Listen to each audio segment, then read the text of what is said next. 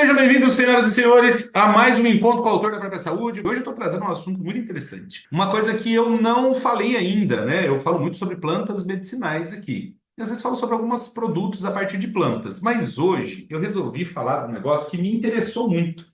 Hoje eu vou falar não de fitoterapia, mas vou falar de micoterapia. Micoterapia. Entendeu? Não? Não uso macaco mico, gente, não é isso. Micoterapia é o uso do fungo como um tratamento de saúde. Mico quer dizer fungo, então a gente vai usar fungos para o tratamento. E hoje eu trouxe uma orelha de pau aqui para você conhecer e que ela vai tratar a inflamação do seu intestino. E é muito legal porque é um negócio seguro pra caramba que todo mundo pode usar. É muito comum no Brasil inteiro, você vai encontrar em todo lugar esse trem nascendo. Ele nasce em madeira podre, vou mostrar para vocês daqui a pouco. É muito bonito, colorido, não tem como errar. E é uma planta medicinal utilizada já pelos indígenas do Brasil há muito tempo e algumas pessoas de comunidades tradicionais também usam, mas de verdade, dentro da fitoterapia brasileira é pouquíssimo utilizado. Ele é um bruta do anti-inflamatório e tem uma ação especial sobre o intestino. Então eu quero mostrar para vocês essa ação intestinal. Trouxe duas pesquisas, uma delas mostra o extrato do cogumelo em si, e o outro mostra o princípio ativo dele isolado, que é um polissacarídeo presente. Todo cogumelo age por conta dos polissacarídeos. Então eu tenho a primeira pesquisa é o extrato de todo o cogumelo, com tudo que ele tem. E o outro é só o polissacarídeo isolado para a gente ver o que acontece, tá? São duas pesquisas parecidas, feitas inclusive pela mesma universidade, mas que mostram momentos diferentes desse cogumelo. E interessante que ele é muito popular no Brasil, assim, muito comum, fácil de encontrar no Brasil.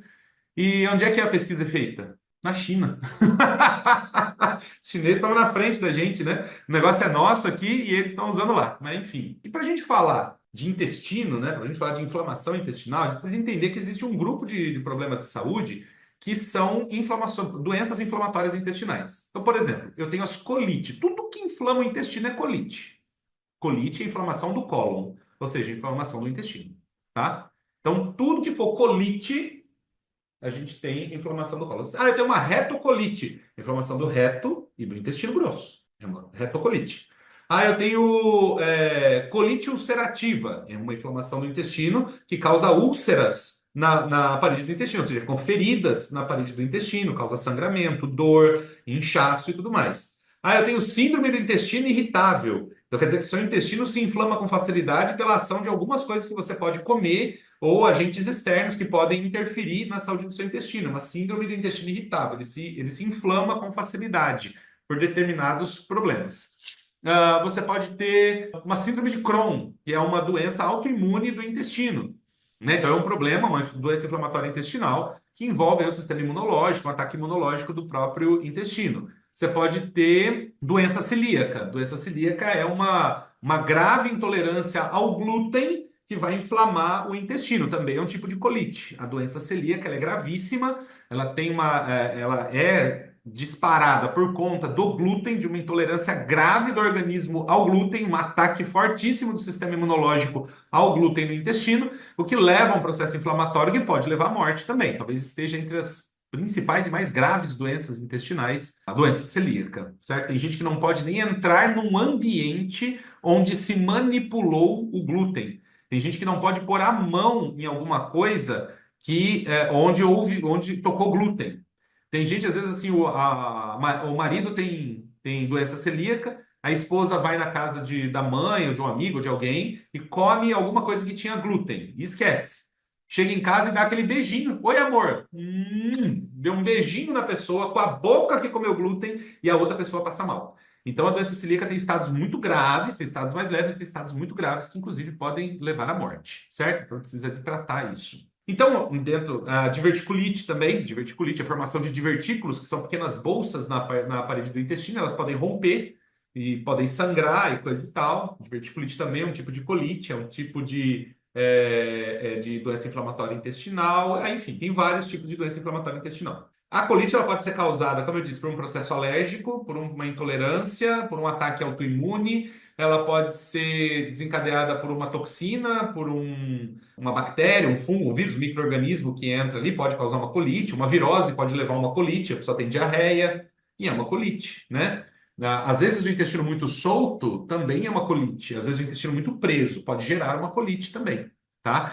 Então, tudo que inflama o intestino é uma colite, tá? E a gente tem alterações estruturais no intestino, alterações morfológicas do intestino, alterações do tecido do intestino, da absorção do intestino. E o intestino precisa estar saudável porque ele é muito importante para o nosso organismo. Primeiro que há uma grande produção de neurotransmissores no próprio intestino. Então, a serotonina que nos traz felicidade, alegria, disposição, que tira a gente da depressão, ela, uma boa parte é produzida no intestino.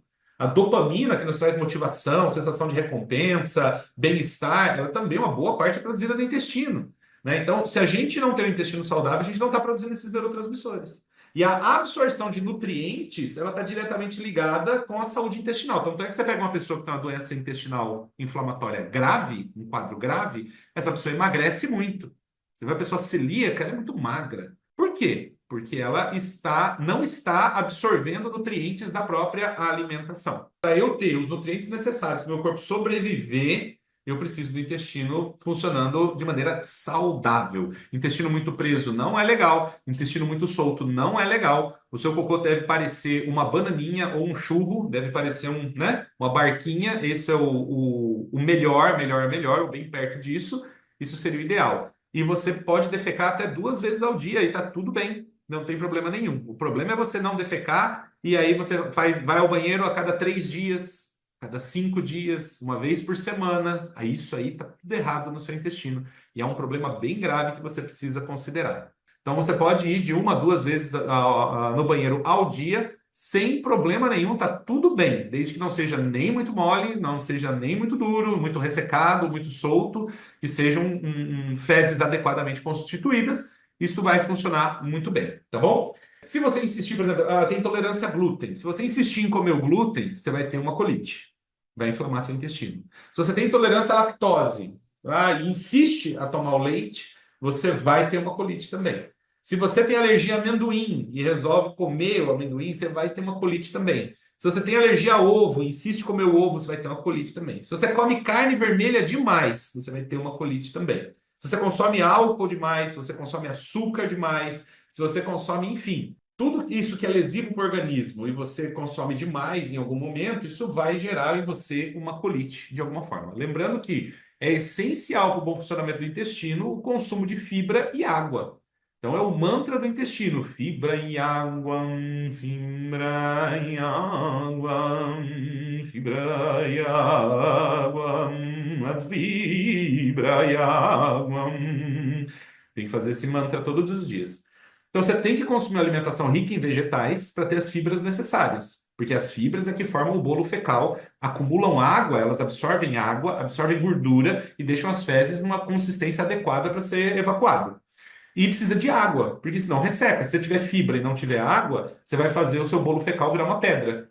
Então você tem que ter um bom consumo de água e tem que ter um bom consumo de fibras. Aí o seu intestino funciona adequadamente. Quem não consome fibra e não consome água está prejudicando o próprio intestino, causando desbiose intestinal e conduzindo a uma colite. São algumas orientações que a gente precisa fazer. Se o seu intestino é preguiçoso, vou dar uma dica para você. Caminha. A atividade física da caminhada, ela vai estimular a musculatura pélvica e a musculatura em volta do seu intestino e vai ajudar no funcionamento intestinal também. Então, é muito comum que pessoas, depois de uma caminhada, tenham vontade de ir ao banheiro. Por quê? Porque é um estímulo realmente do próprio intestino. Cuidado com laxantes. Você que tem problema de intestino preso, cuidado com os laxantes. O que quer dizer, Daniel? Tem algumas plantas que têm um efeito laxante, como a babosa, como o ruibarbo, como a cáscara sagrada. São plantas que são laxantes, algumas são drásticas, né, que eliminam realmente as fezes do intestino. Tome cuidado, porque essas plantas elas são ricas em antraquinonas. E essas antraquinonas são substâncias irritantes para a parede do estômago, desculpa, do intestino. E o intestino evacua não porque ele está feliz, mas porque ele está desesperado para botar tudo aquilo para fora. Então, tome cuidado para não tomar demais em doses muito altas, porque pode causar uma colite você está tomando essas plantas, tá? Podem irritar o intestino a ponto de causar uma inflamação severa. E aí você fica com o intestino travado de novo e vai ficar tomando isso sempre. Então, o importante é você usar moderadamente quando for necessário, sob orientação de um terapeuta ou de um médico. Coisas que você pode consumir que vão ajudar bastante é o kiwi, que o I é ótimo para liberar o intestino, sem causar a inflamação.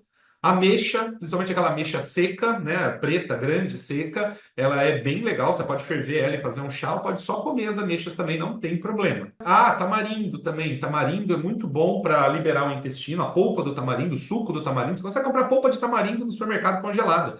Faz suco de tamarindo na sua casa e toma. Vai ajudar muito o intestino a funcionar também. É lógico, além das sementes oleaginosas, né, algumas outras sementes também. Então, por exemplo, você tem ali semente de abóbora, é muito bom, semente de girassol, muito bom, são oleaginosas, castanhas, nozes, são bem interessantes também por conta da quantidade de óleo, de gordura que tem ali, gordura boa, anti-inflamatória, rica em vitamina E, é bem legal.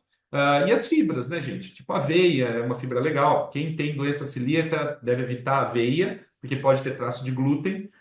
Mas aveia é legal, linhaça é legal, chia é legal. A gente tem várias opções aí que podem ser utilizadas. O quiabo é muito bom para o intestino. São todas plantas que você pode utilizar aí com facilidade e ter uma saúde intestinal melhor. Muitas dicas sobre intestino, né? Muito bom. Mas eu vim aqui então para falar da orelha de pau. Eu fiz uma apresentação, eu vou compartilhar com vocês agora. Esta apresentação está aí na tela. Essa orelha de pau vai desinflamar o seu intestino. Vamos descobrir quem é essa orelha de pau? Eu vou apresentá-la para você agora. Você vai se surpreender, porque eu tenho certeza que você já viu em muitos lugares essa orelha de pau. Quem já passeou pela roça, já andou no mato, fez trilha, com certeza já viu essa orelha de pau em algum lugar. É muito comum, talvez uma dos mais comuns no Brasil. Esse aqui é a orelha de pau laranja, o Pycnoporus sanguineus. Dá uma olhada nessa orelha de pau. Você já não viu isso por aí? Com certeza você viu isso nascendo por aí, grudada numa árvore, num tronco cortado, sei lá, é sempre na madeira, ele nasce na madeira. Isso já é uma coisa para você observar. Se você vê um fungo nascendo direto no solo ou nascendo numa outra estrutura qualquer, provavelmente não é o Pycnoporus sanguineus, não é a orelha de pau laranja. Mas se ele estiver nascendo na madeira podre, então ele é a orelha de pau laranja. Dá uma olhada que bonito que é. Às vezes fica pequenininho, às vezes ele fica grandão, depende da região, depende da época do ano, depende do quanto ele se desenvolveu. E esse fungo é utilizado pelos indígenas brasileiros há milênios para tratar inflamações e outras questões de saúde também. E a gente vai aprender a usar essa planta hoje.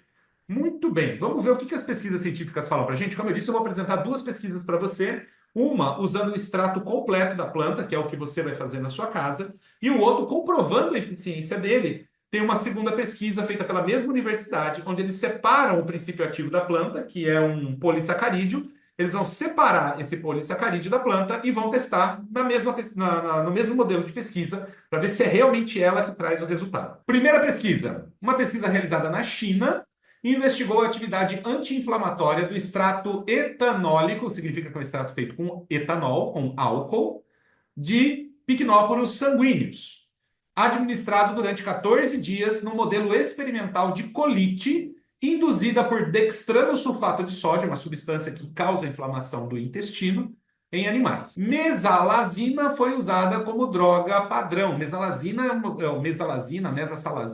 são medicamentos utilizados para tratar doenças inflamatórias intestinais graves, como síndrome de Crohn, síndrome do intestino irritável, doença celíaca, colite ulcerativa. Para tudo isso se usa mesalazina ou mesasalazina, que são medicamentos que atuam diretamente na inflamação intestinal. Então, é o melhor medicamento para a gente comparar o efeito desse cogumelo, dessa orelha de pau. O extrato recuperou a perda de peso causada pela doença. Olha só que legal. Então, o dextrano causou perda de peso, porque inflamou o intestino, não estava absorvendo nutrientes. Os animais perderam peso. O que aconteceu? Ele começou a ganhar peso de novo.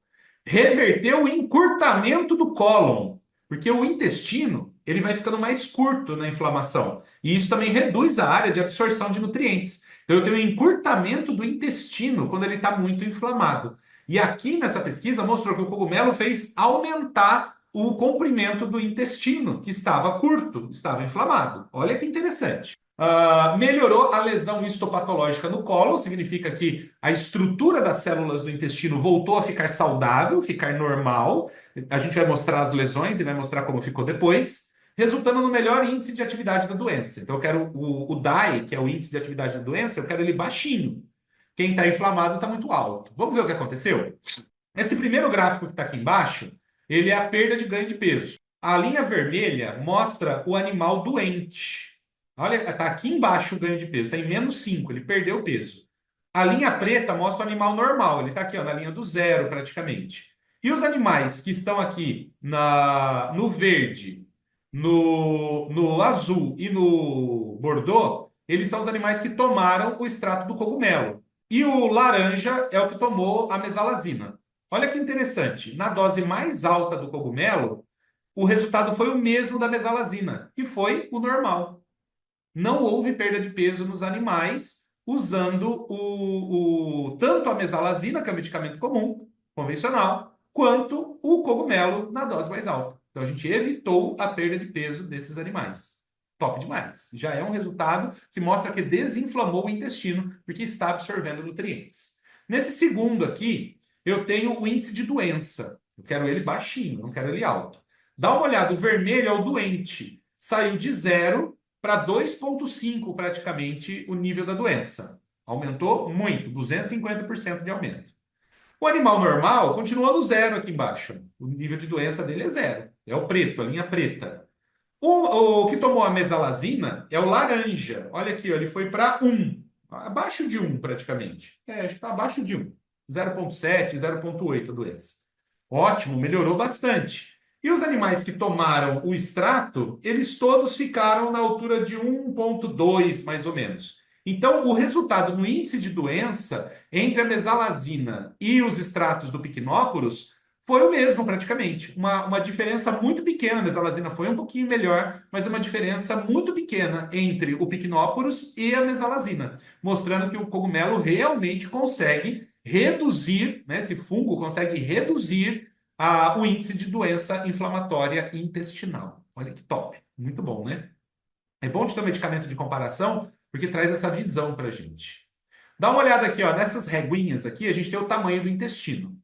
O primeiro aqui, o controle, é o tamanho do intestino normal. Ele passa de 11, dá 11,2. É o comprimento do intestino. 11,2.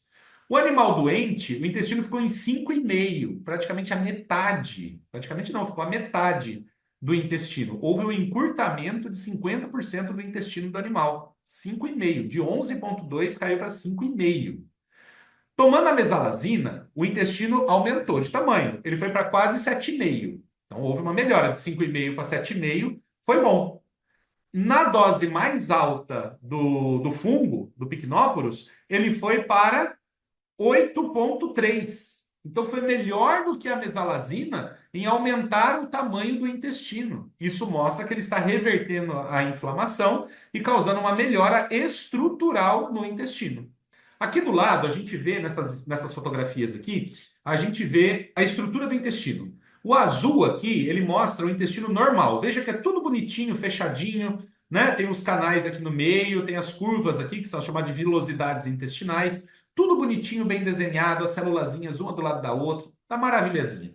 Tomando o dextrano, olha a desgraça que ficou o intestino aqui no vermelho, do lado. Destruiu a estrutura do intestino.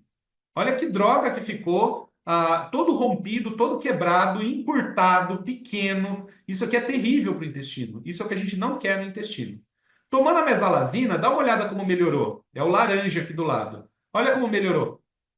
Deu uma melhorada, não deu? Sim, ficou maior a velocidade e tal, mas não fechou. Não ficou tão bom quanto o normal. Agora, olha debaixo da mesalazina. É o Pycnoporus na dose mais alta. Olha o que aconteceu. Ele voltou a ficar 80% de um intestino normal. Foi muito melhor do que a mesalazina. Ele aumentou o comprimento do intestino, de novo, né, voltando quase ao normal, ele aumentou o comprimento do intestino e, ao mesmo tempo, ele recuperou o epitélio intestinal. As microvilosidades intestinais são importantíssimas para a saúde do intestino. Melhor do que a mesalazina. Então, isso aqui é fantástico. Essa foi a primeira pesquisa. Essa aqui já provava para a gente que o Pycnoporus sanguíneos é um fungo importantíssimo para a saúde inflamatória do intestino. Vamos ver a segunda pesquisa que usou só o polissacarídeo. Então, nessa segunda pesquisa, que foi realizada na China também, pela mesma universidade, avaliou os efeitos anti-inflamatórios dos polissacarídeos de Pycnoporus sanguíneos. administrada oralmente por 14 dias, e um modelo de colite, inflamação do intestino, induzida por dextrana, do mesmo jeito, sulfato de dextrana sódica. A mesma coisa. Mesalazina continua sendo usado como medicamento padrão de comparação. O tratamento com o polissacarídeo reduziu significativamente a inflamação e a lesão no intestino. Melhorou a função da barreira epitelial, que são as células ali do intestino que eu mostrei para você, que recuperou. E suprimiu a resposta inflamatória associada às células TH, que são os linfócitos T helper. Eles é que agem nessa resposta inflamatória do intestino. Além disso, então mostrou, se reduziu, quer dizer que tem menos inflamação, tá? Além disso, o polissacarídeo também reduziu a quantidade de bactérias que atravessam a barreira colônica. Então, as bactérias não entram mais no sangue, porque a barreira está melhor. Esses resultados sugerem que o polissacarídeo do picnósporo sanguíneo pode ser uma opção terapêutica potencial para o tratamento da colite ulcerativa. O polissacarídeo foi tão eficaz quanto a mesalazina nesse modelo de colite. Vamos ver os gráficos? Mesma coisa, aqui em cima, a perda de peso, mesmo resultado. Os nossos, tanto a mesalazina quanto todas as doses do polissacarídeo tiveram o mesmo resultado em até causar um leve ganho de peso nos animais. Certo? Ele teve um leve ganho de peso nos animais, diferente do doente que perdeu o peso. Aqui embaixo, o índice de doença, a mesma coisa. A gente tem um animal normal. Cadê aqui? Com o índice de doença 0, aqui embaixo, marcando a linha azul. Eu tenho o animal doente com índice de doença lá em cima, mais do que 2. E eu tenho aqui os polissacarídeos reduzindo na dose mais alta o mesmo resultado que a mesalazina. Então, com o mesmo resultado que a mesalazina, eles conseguiram reduzir o índice de inflamação intestinal, de doença intestinal. Vamos ver o comprimento do intestino. Então, o normal, 11,7. Não, desculpa, 10,7 está o intestino normal do animal. Com a doença, caiu para 6,5, quase a metade. Com a mesalazina, subiu para 7,7 o tamanho do intestino. Com o polissacarídeo na dose mais alta, ele foi para 8,6. Então, ele conseguiu melhorar mais do que a mesalazina o comprimento do intestino. E no epitélio intestinal, como é que ficou as células do intestino? Dá uma olhada aqui, ó. O primeiro azul aqui é o normal, mesmo que a gente viu no outro, né? É o normal. Veja que está tudo bem constituído, bem formado, bonito, tá top. Com a doença, destruiu tudo. O dextrano destruiu tudo no intestino do animal. Veja como ficou, não dá nem para reconhecer as vilosidades intestinais. Tomando a mesalazina, ele melhorou. Dá uma olhada lá, já dá para ver as vilosidades intestinais, dá para ver a formação das células do intestino, mas a gente tem uma deformidade dessas vilosidades ainda. Quando eu olho o efeito do polissacarídeo na dose mais alta, olha como ele voltou 100% o epitélio intestinal ao normal. Ele recuperou 100% do epitélio intestinal. Isso mostra para a gente que ele realmente funciona. Picnóporos sanguíneos é realmente um fungo fácil de encontrar no Brasil, totalmente seguro, pode ser utilizado. A gente só não recomenda utilizar na gestação, porque não temos informação acerca do uso na gestação e amamentação, mas ele pode ser usado por crianças, por adultos. Ele é sensacional, seguro e traz um resultado incrível. Se você quiser fazer na sua casa, pode fazer o chá dele. Colhe esse cogumelo, deixa ele secar, põe uma forma com papel toalha, põe os cogumelos limpos ali em cima, né? Dá uma limpadinha neles, não precisa lavar o cogumelo. Você passa uma escovinha macia ou um papelzinho macio nele, deixa secar, papel toalha, né? Deixa secar ali. A hora que ele estiver sequinho, durinho, você pode fazer o pó dele ou você pode ralar ele no ralador de metal e aí você usa para fazer o chá. Você vai pegar uma colher de sobremesa para cada xícara de água e fazer seu chá e não tem problema nenhum. Se você quiser fazer a tintura, você pode usar ele até fresco. Colheu, limpou, pica, ele rala no ralador de metal, coloca no álcool e faz a sua tintura, seguindo todos os procedimentos de fazer a tintura para não ter contaminação, para ficar na concentração correta, usa a proporção correta de álcool, água, respeita os prazos e tudo certinho. Você pode fazer a tintura do Picnópolis também. É sensacional o resultado, é muito bom, é seguro, é eficiente e é isso que eu quero que você saiba fazer na sua vida. Utilizar os recursos da natureza, nesse caso não é uma planta, é um fungo, mas eu quero que você use os recursos da natureza realmente para produzir saúde na sua casa.